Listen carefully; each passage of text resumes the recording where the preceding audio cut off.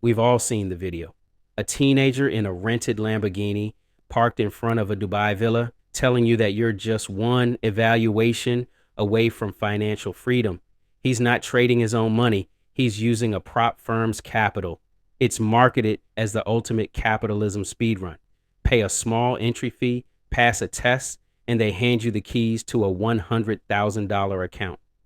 It's a dream sold on TikTok and Discord, and it has quietly turned prop trading into a $12 billion industry that has Gen Z and millennials hooked. It sounds like the perfect side hustle for the digital age.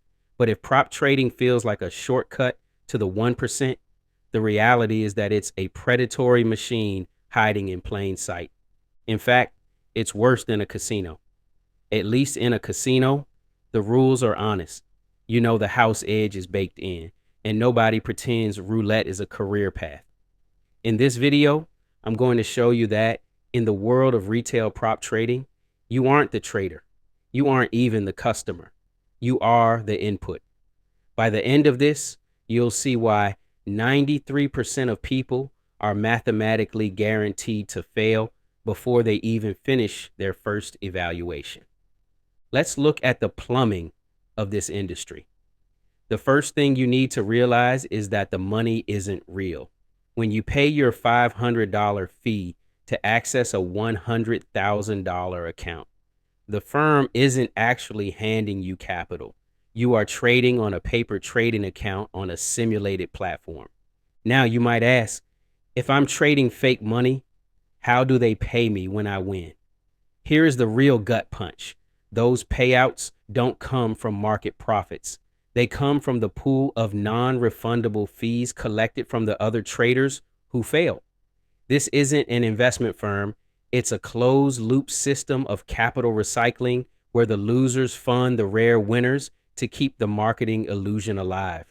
If a trader fails by hitting a drawdown limit, a rule designed to kick you out the moment you have a bad day, the firm just keeps the original fee, the account is reset, and both sides move on. It's a volume business. They don't care about finding the next generation of elite traders. They just care about how many people they can convince to try. The reason these firms make so much money isn't because their traders are stupid or reckless. It's because of a statistical concept called gambler's ruin. The fundamental idea is that in any game of chance where the gambler has finite capital and a non-positive expected value, it is statistically certain that the gambler will eventually hit a string of bad luck and go bankrupt. Think of it like roulette. If you only bet on black, you have a 47% chance to win.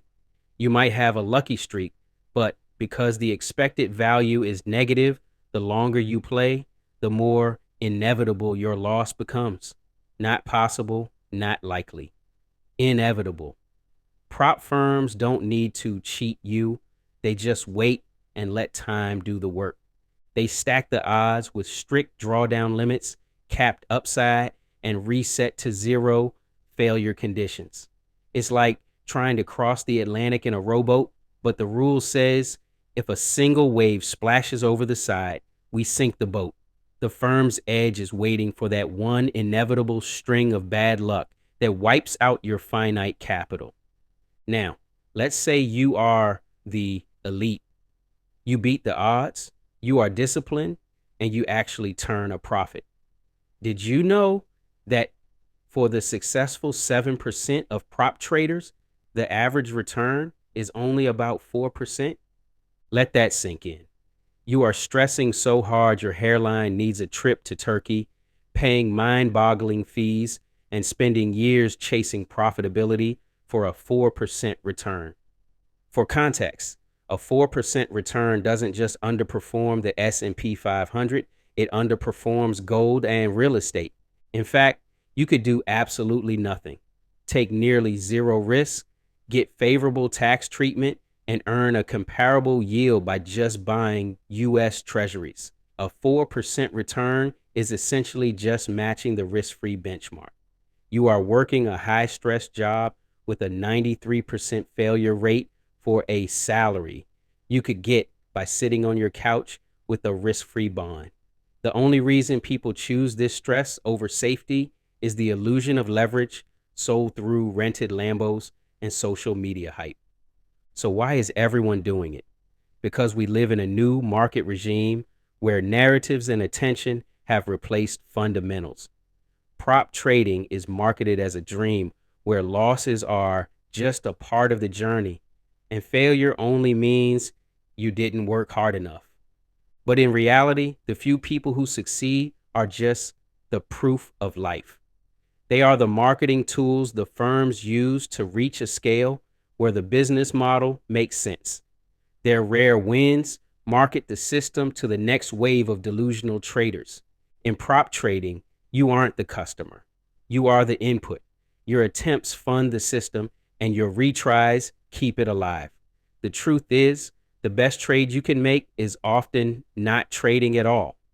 If you've heard any trading horror stories or have been burned by these firms, drop it in the comments below.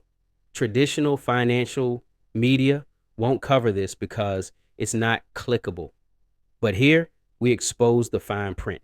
Subscribe if you want to stay ahead of the game, because in 2026, the real threats are always the ones hiding in plain sight.